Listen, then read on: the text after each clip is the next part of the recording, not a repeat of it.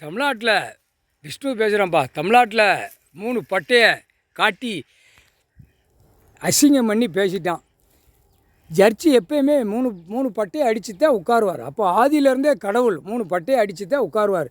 நீதி நியாயம் தர்மம், நீதி நியாயம் தர்மம். அதை நாங்கள் அசிங்கம் பண்ணிட்டோம், நாங்கள் அகம்பாதம் பண்ணதோம், எங்கள் பூமி எங்கள் சொத்து அப்படின்னு நினச்சி அவன் வாக்கு விட்டுட்டான், வாயை விட்டுட்டான்.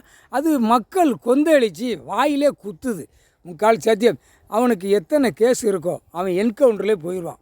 சட்டம் புது சட்டம் வரையில் 10 சட்டம் 3 சட்டம். இப்போ இந்த 3 சட்டத்தில் நீதிமன்ற கோர்ட்டுக்கு தாய் இந்தியா நாடு முழுவதும் தமிழ்நாட்டில் கன்னியாகுமரி மும்பை வரைக்கும் நீதிமன்ற கோர்ட்டுக்கு 13 சட்டம். 13 சட்டத்தில் 10 சட்டம் அவர் கணக்கு எடுத்து விட்டுட்டார். இப்போ 3 சட்டத்தில் என்கவுண்டர் போடுதார்.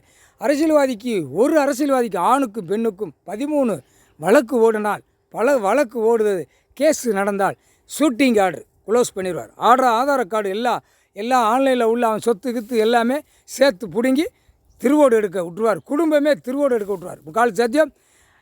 ஆணும் அப்படித்தான், பெண்ணும் அப்படித்தான். நீதிமன்ற கோர்ட்டில் ஆணும் பெண்ணும் கேட்டுக்கோப்பா, அந்த 3 பட்டை அடித்து உட்கார்றதே ஜட்ஜி தான் உட்காருவார். ஐயா கடவுள் எப்பயுமே பக்தியாக உட்கார்ற அவர் கணக்கு, ஐயா நெத்தியில் அடித்து உட்கார்ற கணக்கு என்னன்னு தெரியுதா?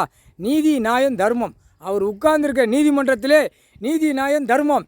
இப்போ தர்ம அடி நீதியை அசிங்கம் பண்ணிட்டான், நியாயத்தை கந்தல் கோலமாக வச்சுட்டான், தர்மத்தை பூமியை அழித்து வச்சுட்டான், அசிங்கத்தை அழித்து வச்சுருக்கான். அப்போ கீழே இருக்கிற தர்ம அடி, மேலே இருக்கிறது நீதி. அந்த நீதிக்கு